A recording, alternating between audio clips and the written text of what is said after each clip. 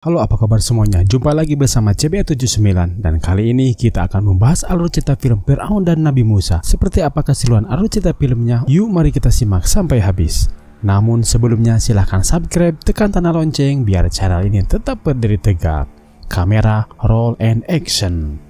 Fir'aun mendapatkan kabar mengejutkan dari penasehat spiritualnya bahwa kejayaannya akan tenggelam oleh seorang bangsa Ibrani dan seseorang itu barulah lahir ke dunia ini. Maka Fir'aun menyatakan harus membunuh setiap bayi laki-laki kaum Ibrani yang baru lahir. Sabda Fir'aun tersebut tidaklah terbantahkan dan pengeksekusian dilakukan dengan segera.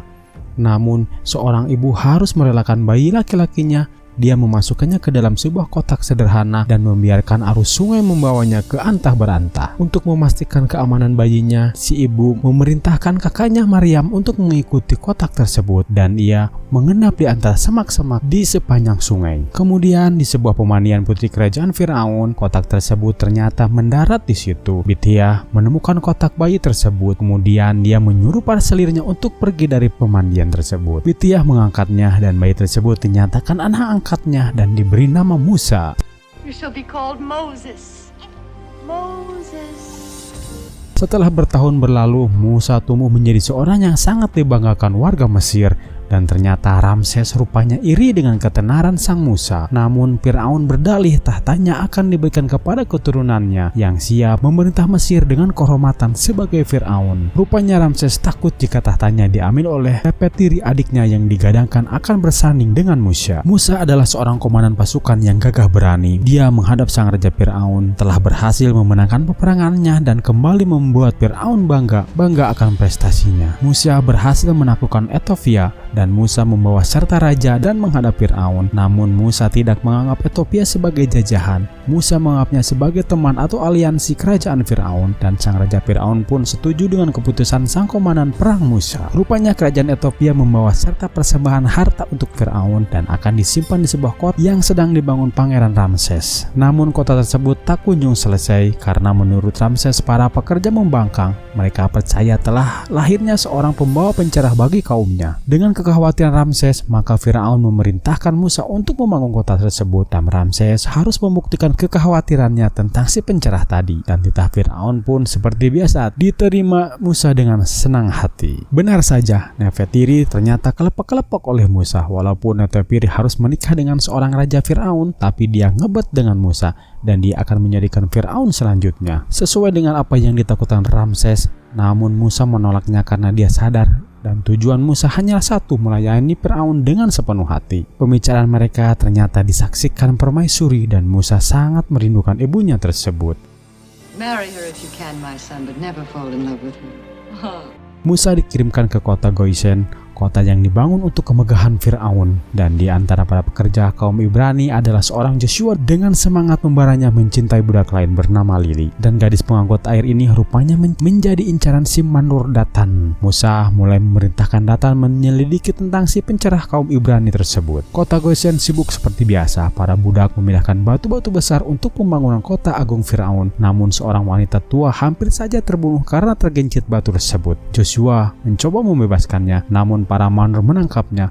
Kemudian Lili meminta pengampunan Musa dan Musa menghampiri wanita tua tersebut. Musa melepaskan wanita tua tersebut dan Joshua berdalih bahwa kaum budak tidak diberi makan yang layak. Musa memerintahkan Joshua untuk mengambil beras dan gandum di kuil persembahan dan memerintahkan para budak untuk beristirahat 1 hari. Rupanya keputusan Musa tersebut mengundang Ramses dan memperingatkannya. Para budak menobrak kuil persembahan dan Musa berada di antaranya untuk mengambil bahan makanan. Kabar tersebut rupanya telah sampai kepada Fir'aun di istananya. Fir'aun sebenarnya memaklumi tingkah Musa, namun penasihatnya percaya apa yang dilakukan Musa adalah bentuk awal pemberontakan kepada Fir'aun. Nefetiri rupanya memujuk Fir'aun untuk tidak mempercayai si penasehat, dan ternyata Ramses datang menghadap Fir'aun. Fir'aun menanyakan si pencerah yang harusnya dilaporkan Ramses. Namun Ramses berdalih Musa lah yang menjadi pemimpin para budak Ibrani dan itu sangatlah berbahaya. Fir'aun beranggapan Ramses berlebihan dan Ramses memberitahu bahwa Musa tidak menghadap Fir'aun karena ada hal yang lebih penting. Sontak pernyataan tersebut membuat Fir'aun marah dan dia akan mendatangi Musa di Goisen dan melihat keadaan yang sebenarnya. Sementara di Goisen, Musa ternyata sibuk dengan pembangunannya. Bahkan Fir'aunnya pun merasa geram dengan mengacukan kehadiran di sisi Musa. Namun Musa memperlihatkan hasil pembangunan kepada Firaun dan membuatnya bangga. Namun Firaun bertanya tentang pemberian makanan kepada para budak. Musa tidak menyangkalnya. Dan Firaun bertanya, apakah Musa mendorong para budak untuk memberontak kepada Firaun? Musa memastikan bahwa para budak menyembah Tuhannya dan Musa akan tetap setia kepada rajanya Firaun. Tapi Ramses tetap menyanggah Musa dan dia meyakinkan dirinya bahwa tahtanya tidak akan jatuh ke tangan Musa karena dia adalah pewaris tunggal Firaun. Sang raja pun menulis nama Musa di setiap namanya dan atas hormat kepada Firaun, Musa memperlihatkan sebuah patung besar Firaun untuk dipertontonkan kepada dunia, memperlihatkan keagungan sang raja Firaun. Ramses tetap pada pendiriannya bahwa dialah yang akan menjadi raja Mesir selanjutnya dan tidak ada satupun yang menghentikan langkahnya. Sementara Nefertiri sibuk dengan kain yang akan digunakan di perayaan Firaun.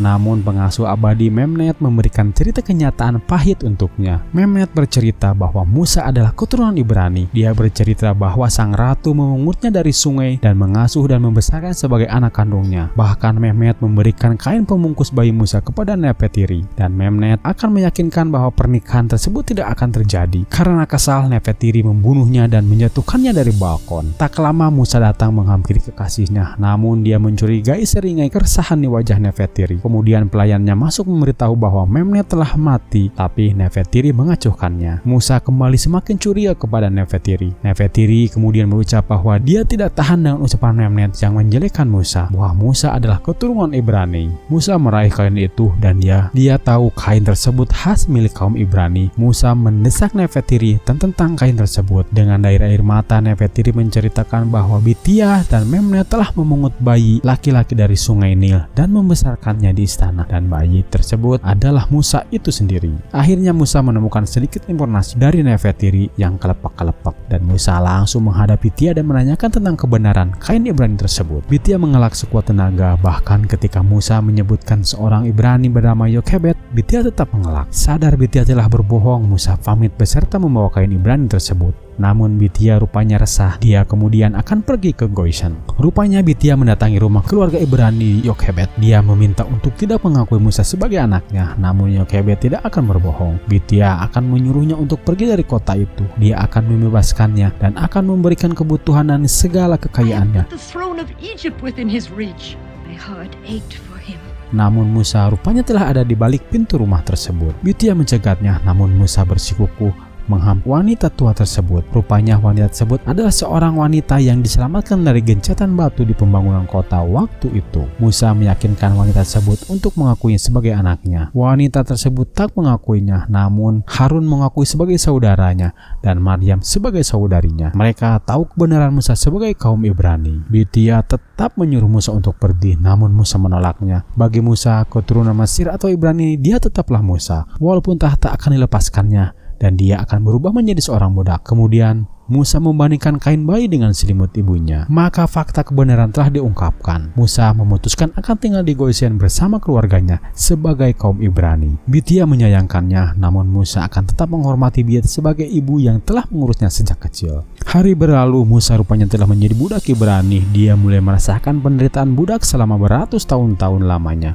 di mana penderitaan tidak berujung dan impian para Ibrani tentang si pencerah yang tidak kunjung datang. Sehingga rasa frustasi pun mulai tumbuh di benak para budak. Si pengangkut air lilin mengenali suara Musa, namun Musa tak memperdulikannya. Sehingga Manur besar pun meminta air kepadanya karena kehausan. Namun si Manur Baka menginginkan lili di rumahnya sebagai penghias kasurnya. Lili menolaknya, namun Manur Baka tetap pada keinginannya. Seorang Ibrani tua mendapat cambukan dari Manur, namun dia malah menerima tusukan pisau yang membuat dia terkulai. Musa meraih dan membawanya dari kumbangan lumpur. Si kakek tua berucap bahwa dia sangat menantikan si pembebas, dan Musa mulai merenungkan doa tersebut. Tiba-tiba Nefertiri mendatangi perbudakan seperti biasanya. Dia membutuhkan budak untuk pendayungnya. Kemudian dia memilih Musa yang kini menjadi budak. Nefertiri kemudian menertawakan Musa yang kini telah menjadi budak kotor berlumpur. Nefertiri memujuk Musa untuk kembali ke istana. Dia semakin kelepak-kelepak karena kehilangan Musa. Namun Musa menolaknya karena dia lebih mementingkan bangsanya Ibrani. Nefetiri memberikan saran, jika Musa menikahi Nefetiri dan dia menjadi Firaun, dia akan membebaskan kaum Ibrani menyembah Tuhannya. Namun jika Musa tidak kembali, maka dia akan dinikahkan dengan Ramses dan kaum Ibrani akan semakin menderita. Musa akan berjanji kembali ke istana ketika hari perayaan Firaun, namun dia akan menghadapi kepala pembangunan Baka terlebih dahulu. I will come to you at the palace on the day of Seti's Jubilee.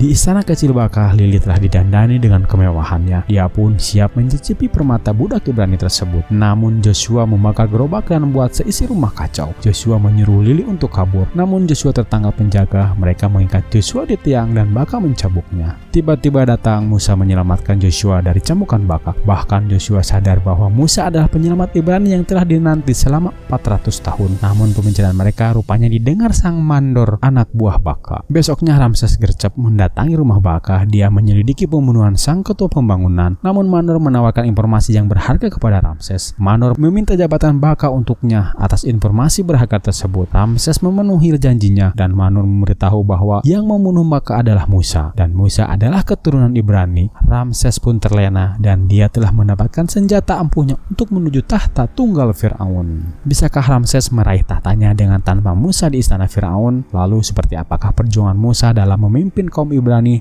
dan melepaskan perbudakan Firaun yang gagah berani? Mari kita simak di episode selanjutnya. Namun sebelum kita lanjut, silahkan subscribe dan tekan tanda loncengnya supaya kamu tidak ketinggalan alur cerita film Firaun dan Nabi Musa ini. Terima kasih sudah menyimak, sampai jumpa di episode selanjutnya. See ya.